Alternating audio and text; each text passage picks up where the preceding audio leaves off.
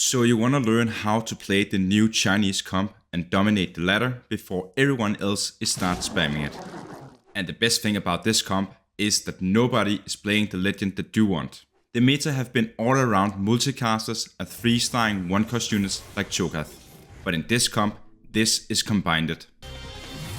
The unstoppable Exodia. I'll go over in this free LP comp in 6 easy steps and a few really important tips after. But first, let's look at the full comp. It's a multicaster, void, 3-starring comp, and it is way too good. We are playing Herald solo in the front line, and in the second and third row we will have all the melee units, and in the back line the casters.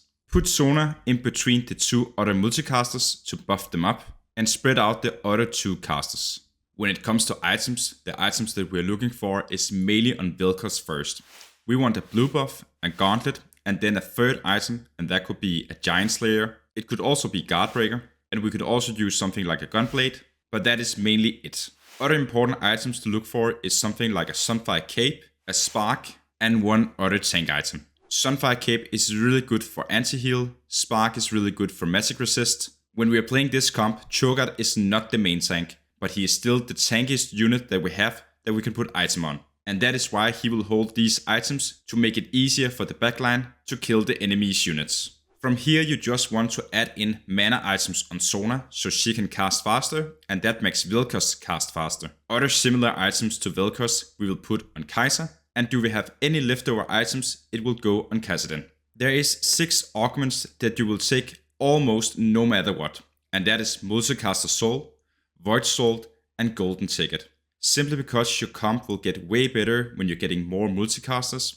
It's easier to get the Herald online if you're getting 1 more soul, and Golden Ticket is just one of the best augments in the game to get your units to 3-star. The 3 other augments is Frequent Fleer, Stable Evolution, and Infernal Contract. These augments is just as important as the others. Gives you way more gold to do rolldowns, makes your comp overall stronger, and gives you tons of gold to do a rolldown at level 7, but does have the limit that you cannot go level 8. And one last thing before we go into all the steps, you want all your units to 3-star. Alright, that was the standard part. Now let's get into how we get to this point, which is really important. The first thing you want to do is to pick Lee Sin as your legend. And that is why his augment at 2-1 is simply just the best standard augment to pick. So are you not getting any of the other augments in the start of the game, you will always pick Trade Sector. Step 2. Pick the portals that helps you in a reroll comp. The best one is Rat Town, but make sure not holding units on your bench that you don't want. But else you can also go for Rilling's Grove, and also Library is great too. And you should avoid stuff like Cafeteria and Stillwater. Step 3. Pick up all the void units that you find and play around Malzahar, Cho'Gath, and Kassadin, and add in Renekton and Cassiopeia. In the early game, it's okay to slam Sunfire Cape, but what you really are looking for is a blue buff and a gauntlet, which will go on Cassiopeia. Do you get 1 extra rod, you could also slam Spark, but you will try to prioritize the gauntlet. Cass is simply just the best early game unit to hold items for a caster, and if you get her to 2-star, you can have her for way longer. Step 4. You will by default play around this board at level 5.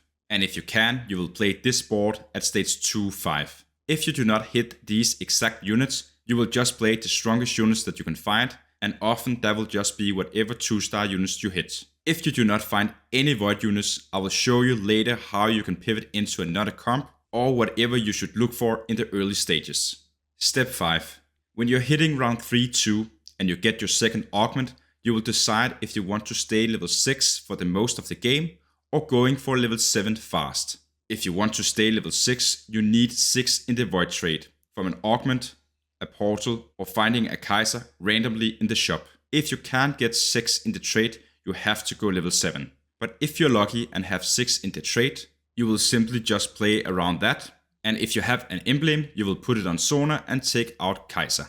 From here you will simply just get up your units to 2-star and start building the items that we talked about earlier. Whenever you get your units to 3-star, you will go up in levels and add in the other units for the full comp.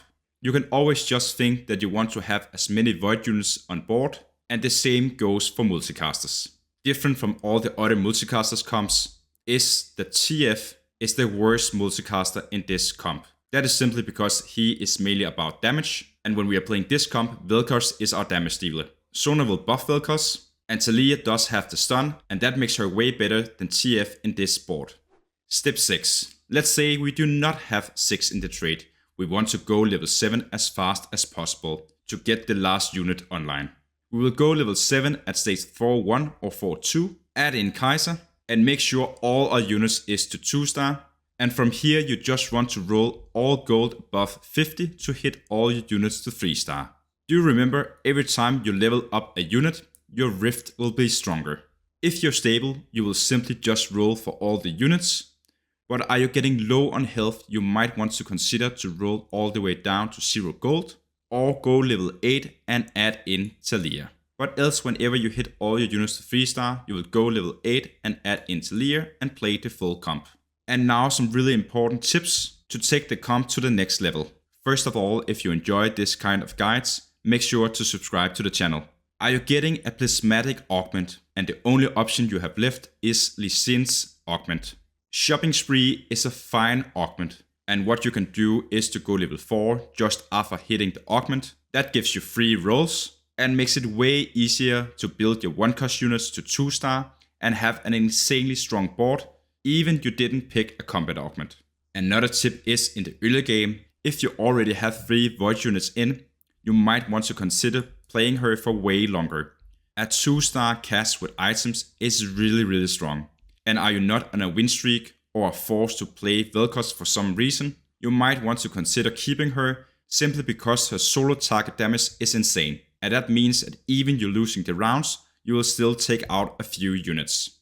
When it comes to your late game, you have to remember that Velkoz is your main carry. Kaiser is not your main carry. She is simply just better when you have more challengers, and that is why you're not prioritizing items on her. But in reroll comps like this, where you get really far in the game, you do have a chance to get her to 3-star. And are you having the chance to do that, you of course will put items on her.